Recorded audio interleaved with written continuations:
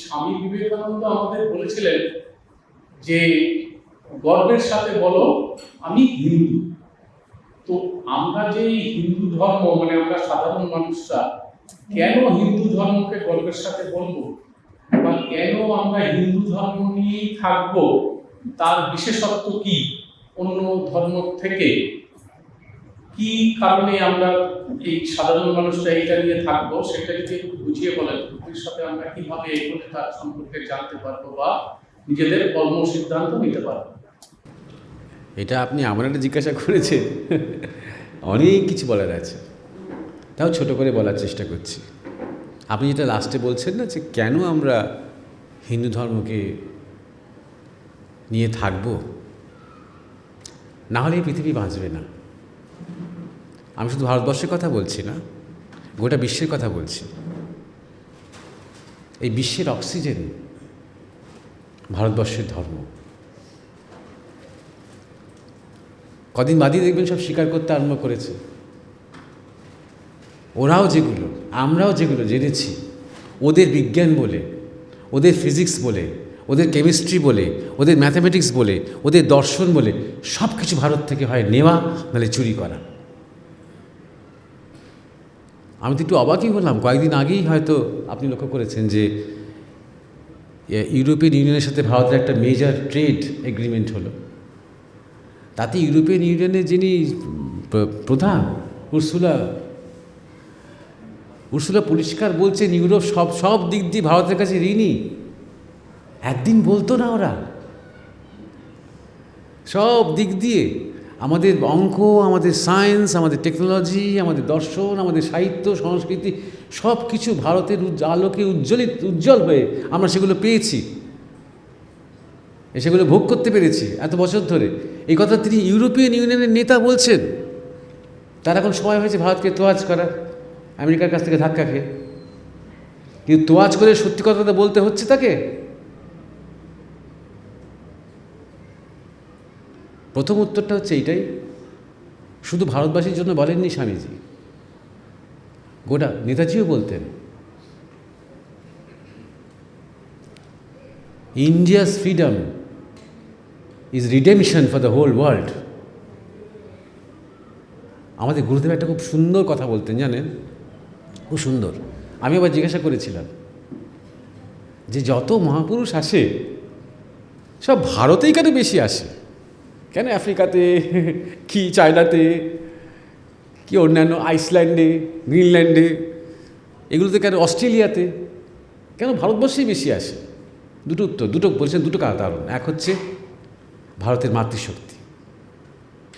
ভারতের মেয়েরা, ভারতের মায়েরা যত ভালো, যত পবিত্র, যত উন্নত, পৃথিবীর আর কোথাও সেটা নয়। মাতৃগর্ভ পাবে না মহাপুরুষ অন্য কোনো দেশে।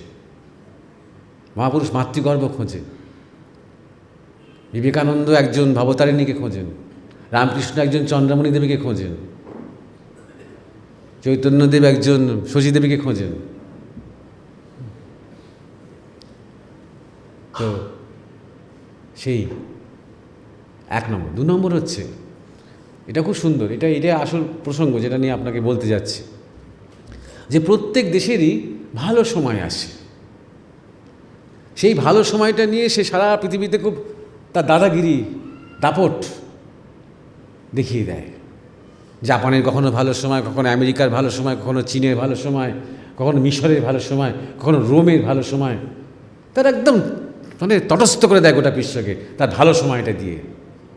একদম বলে ভারতের যখন ভালো সময় আসে না, তখনও সে পুরো পৃথিবীকে কঙ্কার করে, গায়ের জোরে নয়, অস্ত্র দিয়ে নয়, প্রেম দিয়ে, ক্ষমা দিয়ে, জ্ঞান দিয়ে, ভালোবাসা দিয়ে। হাতে তরোয়াল নিয়ে নয়, হাতে ভিক্ষাপাত্র এবং দণ্ড নিয়ে, যেটা বুদ্ধের সময় হয়েছিল। আগে এরকম অনেকবার হয়েছে। তাই জন্যে যখন মহাপুরুষেরা আসেন, তখন পুরো পৃথিবীর দিকে তাকিয়ে তারা দেখেন কোত্থেকে শুরু করা যায়, স্টার্টিং পয়েন্টটা কোথায়। জুম ইন করার মতন সঙ্গে সঙ্গে সেটার সঙ্গে সঙ্গে ভারতবর্ষের দিকে চলে আসে। এখান থেকেই একমাত্র স্টার্ট করা যায় এক্সপ্যানশন, এখান থেকেই একমাত্র বিস্তার হয়। সুতরাং ভারত মাতা শুধু আমাদের মাতা নয়, ভারত মাতা পুরো জগতের মাতা।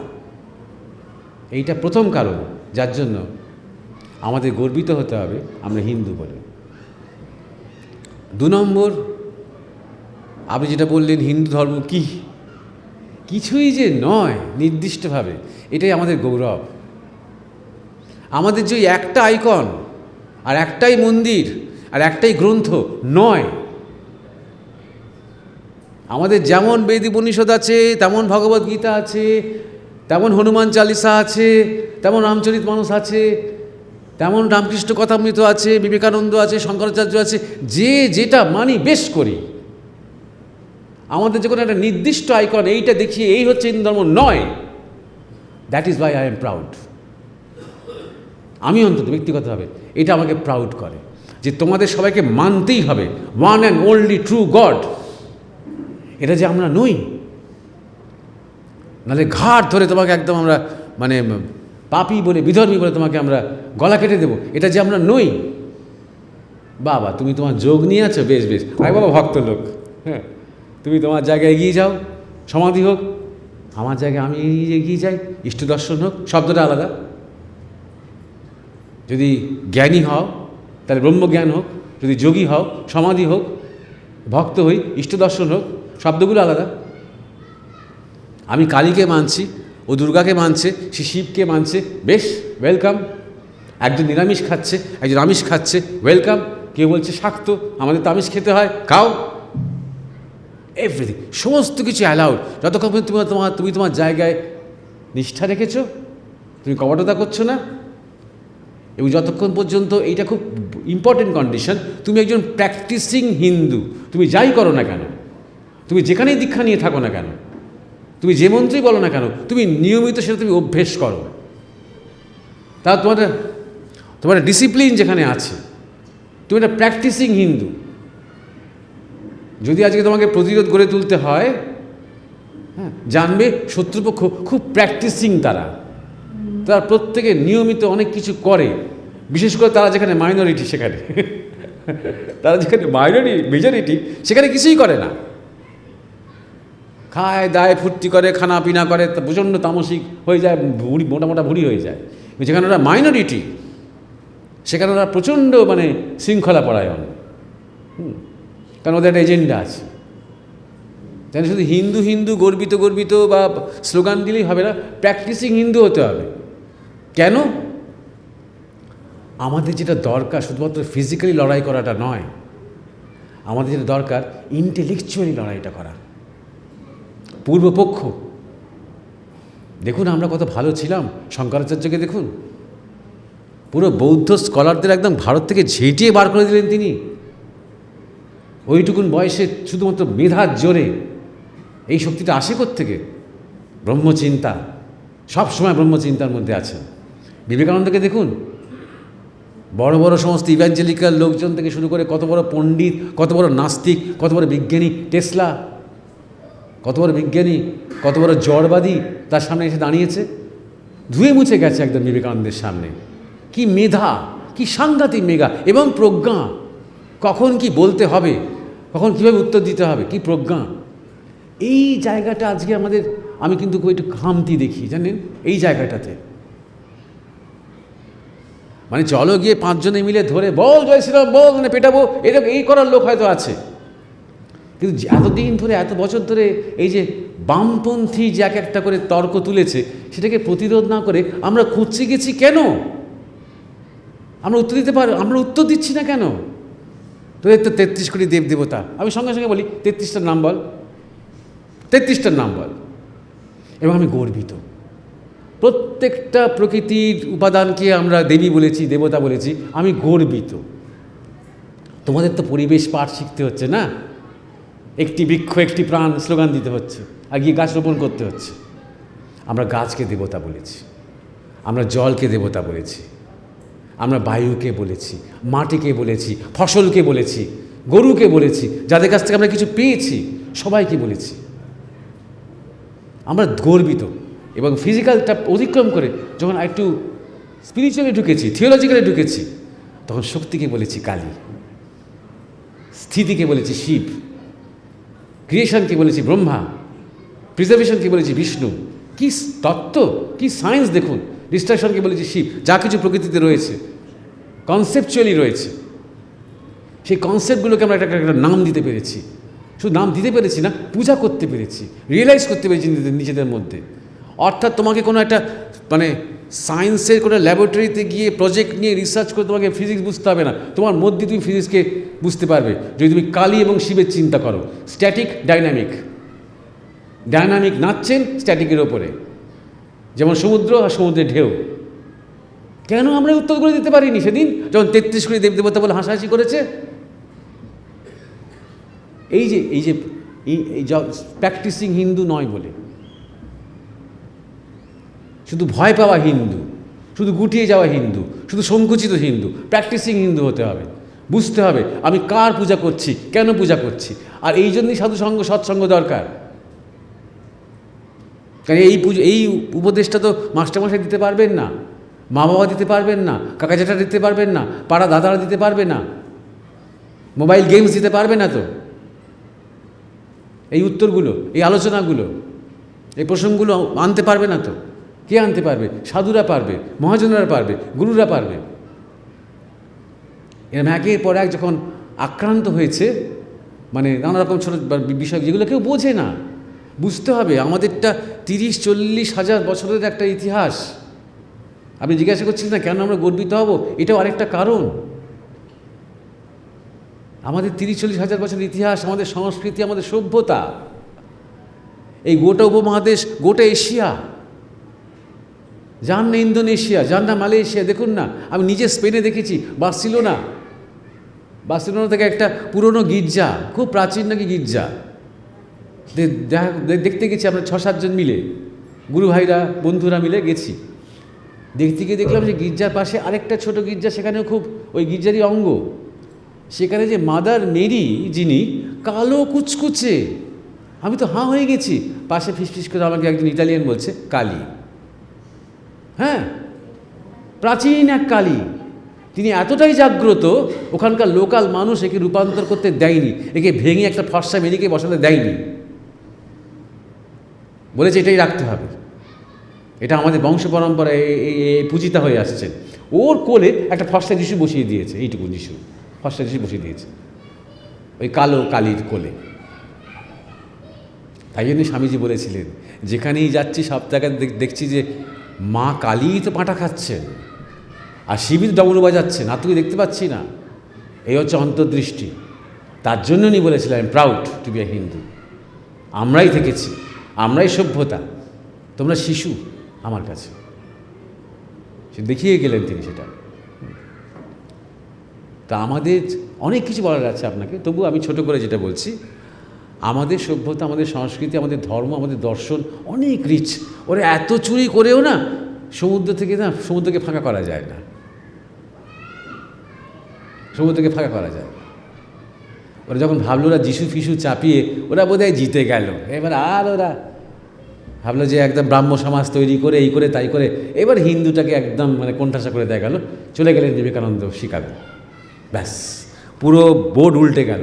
শিকাগো ধর্মসভা আয়োজন করা হয়েছিল খ্রিশ্চান ধর্মের শ্রেষ্ঠত্ব কায়েম করার জন্য, পুরো পাশাটাই উল্টে গেল।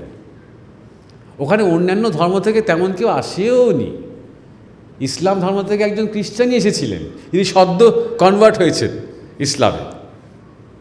সবই অতদিন ধরে যত বক্তা সবই খ্রিশ্চান, কেউ প্রোটেস্টেন্ট, কেউ ফ্রান্সিসকান, কেউ ক্যাথলিক। তাও তো রোমান ক্যাথলিক এলো না, মানে রোমান ক্যাথলিক এলো না মানে ভ্যাটিকান চার্চ, ভ্যাটিকান সিটির যে চার্চ বা বিশপ অফ ক্যান্টেম্বরি তিনি বললেন যে অন্যান্য ধর্মের লোকেদের সামনে দাঁড়িয়ে বক্তৃতা দিতে হবে, তার মানে তোদের মান্যতা দেওয়া হলো যেগুলো ধর্ম। কি অহংকার, কি স্পর্ধা! দেখুন, খাতা ঘুরে গেল, পাশা ঘুরে গেল। যখনই ভেবেছিলেন যে আরেকটা বিপদ ছিল, কি বলুন তো, যে এই যে আমরা মাতৃপূজা করি, খেয়াল রাখবেন ভারত, বিশেষ করে পূর্ব ভারত, আসাম, বাংলা, উড়িষ্যা, বিশেষ করে পূর্ব ভারত, যে মাতৃপূজা পৃথিবীর আর কোথাও নেই, এখন আর কোথাও নেই। চক্রান্ত করে সব শেষ করে দেওয়া হয়েছে। একসময় মেরি ম্যাগডালিন পূজিত হতেন। মেরি ম্যাগডালিনের পুরো গল্পটাকেই একদম পাল্টে দেওয়া হয়েছে যাতে করে ওনাকে কেউ পুজো না করে। সেইটুকু যেটুকু এখনও মাতৃশক্তি রয়েছে বা মাতৃশক্তির উপাসনা রয়েছে, দুর্গা কালী, সেটাও হারিয়ে যেত। ছোট্ট একটা ঘটনা, যখন নরেন্দ্রনাথ ঠাকুরের কাছে বললেন যে আপনি তো আপনার মায়ের সাথে কথা বলেন, আপনি বলুন না আমার জন্য যেন কিছু একটা হয়, মানে চাকরি বাকরি টাকা পয়সা, মানে বাবা মারা যাওয়ার পর খুব নিহাত করুণ অবস্থা। ঠাকুরের তাই বলতে পারবো, যা তুই যা। তা আপনারা জানেন, সবাই আমরা বাঙালি মাত্র জানি তারপরে কী ঘটলো। 3 বার পর পর নরেন্দ্রনাথ গেলেন, চাকরি দাও পয়সা দাও বলতে পারলেন না। এমনই সেখানকার ভেতরের শক্তি, সেই একটা চিন্ময় শক্তি। কেন শক্তিতে বলুন তো? ঠাকুর সাধনা করেছিলেন বলে। এই যে বিভিন্ন মন্দিরে আমরা কিছু শক্তি পাই না, কারণ সেখানে কোনো একজন সাধক সাধনা করেছিলেন বলে। এইখানে যদি একজন সাধক ধরুন বেশ 6 মাস থাকেন, থেকে এই ঘরটা ছেড়ে চলে যান, এই ঘরে এলেই আপনারা বুঝতে পারবেন না ভাইব্রেশন। তাই জন্য নরেন্দ্রনাথ ওখানে গিয়ে ওই জ্ঞান দাও, ভক্তি দাও, প্রেম দাও, বৈরাগ্য দাও, এইসবই বলতে পারলেন করে। কি 3 বারের বার ঠাকুরকে এসে বললেন আমার দ্বারা হলো না। ঠাকুর বললেন ঠিক আছে ঠিক আছে, যা, আমি মাকে বলবো, দেখছি, তোর মোটা ভাত কাপড়ের অভাব হবে না। করে যখন এটা খুব গুরুত্বপূর্ণ এই ঘটনাটা। নরেন্দ্রনাথ যখন গেট ছেড়ে বেরিয়ে চলে গেলেন, তখন ঠাকুর বালকের মতো নাচতে আরম্ভ করলেন। ওরে রামলাল রামলাল শুনে যা রে, নরেন আজ মাকে মেনেছে। খুব গুরুত্বপূর্ণ এই কথাটা, খুব অনুধাবনযোগ্য। কীভাবে ঈশ্বরীয় কাজ হয় দেখুন। ওই রাসমণি একজন শূদ্র মহিলা তৈরি করা ওই একটা দক্ষিণেশ্বরের মন্দির, যে দক্ষিণেশ্বর মন্দিরে কেউ পৌরোহিত্য করতে যায়নি, সেই পৌরোহিত্য প্রথম করলেন রামকৃষ্ণের দাদা রামকানাই, সেই পৌরোহিত্য করলেন। সেইখানে রামকৃষ্ণ ঠাকুরের শিষ্য নরেন্দ্রনাথ দত্ত প্রার্থনা করতে পারলেন না, মানে তিনি বুঝতে পারলেন যে হ্যাঁ, মাতৃশক্তি বলে সত্যি কিছু আছে। এটা শুধু জিব্বার করা একটা 4 হাতওয়ালা একটা মূর্তি নয়, এটা আরও কিছু। অর্থাৎ শক্তি বলে জগতে কিছু আছে, মাতৃশক্তি বলে জগতে কিছু আছে, বুঝতে পারলেন। তিনি যখনই বুঝতে পারলেন, তখন কি হলো বলুন তো? বেদান্তে ধর্মে শাক্ত ধর্ম প্রতিষ্ঠিত হলো। যে বেদান্ত ধর্ম বিবেকানন্দ সাহেব পৃথিবীকে বলে বেড়াবেন। অর্থাৎ প্রায় হারিয়ে যেতে বসছিল কালী, দুর্গা, মাতৃ কনসেপ্টগুলো পুনরায় রিনিউয়াল হলো, ফিরে এলো নতুন শক্তিতে। ছোট্ট ঘটনা, কত দূর তার পরিব্যাপ্তি দেখুন, বুঝতে পারছেন? তাই জন্য বলছি গর্বিত। আমি আপনাকে বলতে পারবো না যে হিন্দু ধর্ম বলতে ঠিক কী করতে হয়, আমি তার জন্য গর্বিত। সব করতে পারেন আপনি হিন্দু ধর্মের একজন সাধক হয়ে আপনি যিশুর নাম করতে পারেন, কোনো অসুবিধে নেই। এই জন্য আমি গর্বিত। একজন খ্রিস্টান এটা করতে পারবে না। একজন ঠাকুর রামকৃষ্ণ বলতে পারেন যে দেখলুম যে যিশুর ছবি থেকে এসে আমার ভেতরে মিলিয়ে গেল। কোনোদিন ভ্যাটিকান সিটির কোনো পোপ বলতে পারবে না এই কথাটা, যে দেখলাম যে বাঁশি হাতে কৃষ্ণ কিংবা সারথি কৃষ্ণ আমার শরীরের মধ্যে মিলিয়ে গেলেন, বা যিশুর, আমার শরীর দরকার নেই, যিশুর মধ্যে মিলিয়ে গেলেন। এটা কোনোদিন কোনো ভ্যাটিকান সিটির পোপ বলতে পারবে না। এটাই হচ্ছে আমাদের ধর্মের বৈশিষ্ট্য, এটাই আমাদের সনাতন সংস্কৃতি। যে তুমি যদি তোমার মন্ত্র বলতে বলতে, তোমার সাধনা করতে করতে তুমি যদি তোমার অভীষ্ট লক্ষ্যে এগোতে পারো, ওয়েলকাম, সনাতনে আছো। যদি তোমার এবং তোমার সাধনার জন্য দেখা যায় যে আমার এবং অনেকের ক্ষতি হচ্ছে, নট ওয়েলকাম, অধর্ম, যুদ্ধ করতে হবে। শ্রীকৃষ্ণ কখন যুদ্ধ করেন? দুর্যোধনের ভিন্ন মত যুধিষ্ঠিরের সাথে, সেই নিয়ে তো যুদ্ধ করেন না। কোনো ইন্টেলেকচুয়াল আলোচনাতে যুদ্ধ করেন না। যখন দুর্যোধন, দুঃশাসনের অধর্ম এমন পর্যায়ে চলে গেছে, সাম দান কাজ হচ্ছে না, বুঝিয়ে কাজ হচ্ছে না, 5টা গ্রাম নিচ্ছি তোমরা সব নিয়ে নাও, কাজ হচ্ছে না, দণ্ড। সাম দান কাজ হলো না, দণ্ডভেদ। এইবার মার খাও তাহলে, এই দণ্ডভেদ। অর্থাৎ যখন তোমার ধর্মের নামে তুমি অধর্ম করবে, তখন আমরা সহ্য করব না। তুমি কার নাম করছো, কোন মন্ত্র বলছো, হ্যাঁ, তুমি গড বলছো না আল্লাহ বলছো না ইয়াহু বলছো না যা বলছো, যা ইচ্ছে করো, তুমি তোমার পথে এগো, নিজে বাঁচো, অপরকে বাঁচতে দাও। সেইটা যদি ব্যাহত হয়, যদি প্রতিহত হয়, জীবনের যে নর্মাল ধারা, সেই ধারা যদি বাধা সৃষ্টি করো, নদীকে যদি পৌঁছতে না দাও সমুদ্রের দিকে, তাহলে নদীতে প্লাবন উঠবে, বন্যা হবে, সব ভাসিয়ে টাসিয়ে একদম শেষ করে দেবে। অতএব সাধু সাবধান। তা মোটামুটি আপনার উত্তরে এইটুকু বললাম। এটা নিয়ে আলোচনা কোনো শেষ নেই। জ্ঞান বিজ্ঞান আমাদের যে বৈদিক যে সিস্টেম, যে চতুরাশ্রম, আমাদের তাহলে করণীয় চতুর্বর্ণ, এখন আমাদের কি করা উচিত, এটাই আমার প্রশ্ন। এইসব জানার পরে কন্টিনিউয়াসলি কমিউনিকেশন করা উচিত, কন্টিনিউয়াস। ছোট যারা আছে, যারা ইয়াং যারা রয়েছে, ছেলেরা মেয়েরা, তারা একটু প্রশিক্ষণ নেবে। লাঠি খেলা থেকে শুরু করে কারাটে, জুজুৎসু, তাইকুন্ডু, হ্যাঁ, ছোটোখাটো অস্ত্র যেগুলো অ্যালাউ করে। এখন তো অস্ত্র অ্যালাউ করে না, তাই না? তো সেগুলো নিয়ে প্রশিক্ষণ নেবে। আমাদের যে অনুশীলন সমিতি ছিল না, হ্যাঁ, আমাদের যে ব্যায়াম ট্যায়াম হতো না আগেকার দিনে, সেইগুলোর মডেল ফলো করতে হবে। গীতায় হাত দিয়ে শপথ বাক্য নেওয়া হতো, মন্ত্রগুপ্তি পালন করা হতো, যে আমি এখানে যা শিখছি, এখানে যে আলোচনা হচ্ছি, কোনো দিন নিজের অতি প্রিয়জনকে আমি সেগুলো কখনো বলবো না। এই যে মন্ত্রগুপ্তি, এগুলো একটা সাধনা। আমি আপনাকে চিঠি দিলাম, চিঠি দিয়ে বললাম এটা অমুকের হাতে পৌঁছে দিন, ব্যাস। আপনাকে কিন্তু বললাম না চিঠিটা কী পড়ে আছে দেখুন, আপনি কিন্তু চিঠিটা পড়বেন না, আপনি জাস্ট পৌঁছে দেবেন। আপনি জানেন না আপনি কী চিঠি নিয়ে যাচ্ছেন, কার লেখা, কাকে, আপনি জানেন না। যদি কখনো আমরা ধরা পড়ি, পুলিশ কিছু বার করতে পারবে না আমাদের মধ্যে থেকে। এই হচ্ছে মন্ত্রগুপ্তির মানে উদ্দেশ্যটা। এই রকমভাবে কয়েকটা যদি আমরা স্টেপস নিই, যখন আমরা নিজে, আমাকে অনেকেই বলে, যেমন ধরুন আমাদের ভিডিও টিডিও বেরোয় তো, বাংলাদেশ থেকে প্রচুর হিন্দুরা আমাকে বলে যে মহারাজ এই অবস্থায় আমরা হিন্দুরা কী করব, কীভাবে সংগঠিত হব, কি করব, এটা যদি বলেন। আমি মনে মনে ভাবি, মূর্খ তোরা চাষ, আমি ভিডিওতে সেটা আলোচনা করি, হ্যাঁ, যাতে সবাই শুনতে পায়, শত্রু মিত্র সবাই বুঝতে পারে, আচ্ছা মহারাজ এই শিখিয়ে দিচ্ছে, আচ্ছা সেই নিয়ে এগোবে, তাই না? তারপরে মনে মনে হবে এটা ট্র্যাপও হতে পারে, জানেন, ইচ্ছে করে মুখ দিয়ে এমন কিছু কথা বেরোলো, রিয়াকশান সাত টান্সে জুতা করে দেবো, এরকম রিয়াকশান আসতে পারে। তো যাই হোক, তাই জন্য বলছি যে নিজেদের মধ্যে সবসময় একটা ডিসিপ্লিন, অর্গানাইজ থাকা, হ্যাঁ, এবং কমিউনিকেশন করা। এই ব্যাপারটা মানে যেটা নিয়ে আপনার সাথে আলোচনা হচ্ছে বা সবার সাথে সবসময় হচ্ছে, ধর্ম কী এবং আমরা কেন গর্বিত হব, আমাদের গর্বের জায়গাটা কোথায়, আমাদের মেন প্রিন্সিপালসগুলো কী, ত্যাগ মানে কি, ব্রহ্মচর্য মানে কি। আজকে তো ব্রহ্মচর্য দেখবেন মেইন স্ট্রিম যে মেডিকেল সায়েন্স, সেই তো সবচেয়ে উল্টো কথা বলছে। মেইন স্ট্রিম যারা টিচার্স রয়েছে, হাই স্কুল জুনিয়র স্কুলে যারা টিচার রয়েছে, তারাই তো সবসময় ছেলে মেয়েদের একটা উচ্ছৃঙ্খল লাইফস্টাইলে উস্কে দেওয়ার চেষ্টা করছে। অথচ ব্রহ্মচর্যের রেজাল্ট তো শঙ্করাচার্য, ব্রহ্মচর্যের রেজাল্ট তো বিবেকানন্দ। আমার গুরুদেবকেও দেখেছি, কি সাংঘাতিক স্মৃতি, কি সাংঘাতিক মেধা, কি সাংঘাতিক জ্ঞান, মুহূর্তের মধ্যে যে কোনো জায়গায়, যে কোনো প্রশ্নের। অস্খলিত ব্রহ্মচর্য। জীবনে একবার তাকে দেখতেন, 10 বছর আগে একবার নামটা শুনেছেন, দেখলেই তার নামটা বলতে আরম্ভ করতেন। এটা অস্খলিত ব্রহ্মচর্য। এই যে শক্তি, সবাই হয়তো অস্খলিত পারবে না, কিন্তু এই যে সংযমের যে শক্তি। এবং গুরুদেব একটা কথা বলতেন, সভ্যতার পরিভাষা সংযম।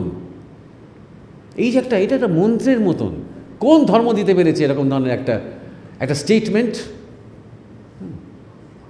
দাও মাস্ট ফরগিভ টরগিভ, এরকম ধরনের বেনাল কথাবার্তা ছাড়া, আত্মানং বৃদ্ধি, হ্যাঁ, তত্ত্বমসি শ্বেত কেতু, কোন ধর্ম দিতে পেরেছে? কোন শ্লোক, কোন বাণী এভাবে উজ্জীবিত করতে পেরেছে? শ্রীনন্ত বিশ্ব অমৃতস্য পুত্রা, কে বলতে পেরেছে? এত পজিটিভ, এত আনন্দময়, এত উজ্জ্বল, কে বলতে পেরেছে? তাই জন্য বলছি যে সেই কমিউনিকেশনটা সবসময় দরকার, সবার সাথে সবার। ধরুন আমি একবার শুনলাম, আস্তে আস্তে আমাদের ব্যাটারিগুলো সেই সেলফোনের মতন, দুদিন পরেই আবার একটু চার্জের দরকার হয়, জানেন তো? তাই একটু নিয়মিত এরকম ধরনের চর্চাগুলো করা, মাঝে মাঝে একত্রিত হয়ে বসা, হ্যাঁ, এই চর্চাগুলো তো যত করবো না, তত ভেতরে ভেতরে ভেতরে ভেতরে এই যে আত্মাভিমান। অন্য ধর্মে কি হয়েছে যে একটা সময় যেমন ফ্রাইডে মুসলিমরা একসঙ্গে মিট করে, সানডেতে খ্রিস্টানরা মিট করে, হিন্দু ধর্মে এরকম কোনো একটা মিটিং পয়েন্ট নেই। তারপরে ইউনিটের তারপরে আমরা স্বাভাবিক। আসলে যদি ব্যাপারে ভেবে দেখেন আছে। না, আমরা যখন খুশি যাই, মানে কোনো ফাইন্ডিংস নেই।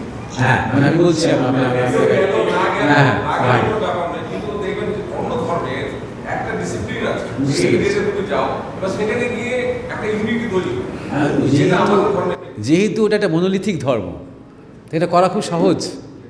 ইহুদিদের ক্ষেত্রেও তাই, ওদের ক্ষেত্রেও তাই, খ্রিস্টানদের ক্ষেত্রেও তাই। ক্রিসমাস সামান্স, রোববার দিন সকালবেলা সালমান, যেহেতু এই ধর্মগুলো মনোলিথিক, একটাই গড, একটাই গডের ছেলে, সেভিয়ার, পুত্র, একটাই গ্রন্থ। এটা আমার দেশটা একটু বলে নিই, এটা খুব ইম্পর্টেন্ট। আপনি যেটা কথাটা তুলেছেন খুব সুন্দর কথা, এটা আমি অনেক ভেবেছি। এক নম্বর কথা হচ্ছে, আমাদের দেশে যত প্রাচীন মন্দির আছে, এগুলো সব কিন্তু টেম্পল টাউন। মন্দির আগে তৈরি হয়েছে, সেই মন্দিরকে ঘিরে তারপর টেম্পল, তারপর টাউন তৈরি হয়েছে। অর্থাৎ মন্দিরকে ঘিরে বাজার দোকান, মন্দিরকে ঘিরে পুকুর, যে পুকুরে সবাই এসে কাপড় কাচবে, চান করবে, মন্দিরকে ঘিরে পাঠশালা, ব্রহ্মচর্য আশ্রম, গুরুকুল, মন্দিরকে ঘিরে বৈদ্য, দাতব্য, মন্দিরকে ঘিরে, মন্দিরকে সাক্ষী রেখে মন্দিরকে ঘিরে সালিসি।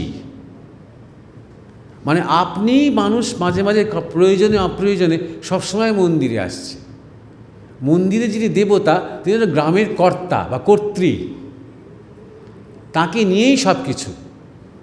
যখন কোনো অনুষ্ঠান হচ্ছে, উৎসব হচ্ছে, ধরা যাক পাঁটা কাটাই হচ্ছে, সেই পাঁটা হয়তো মানত করেছে কোনো ধনী পরিবার, কিন্তু পাঁটাটা খাবে কিন্তু গ্রামের সবাই, সবাই ঘটিবাটি নিয়ে এসেছে।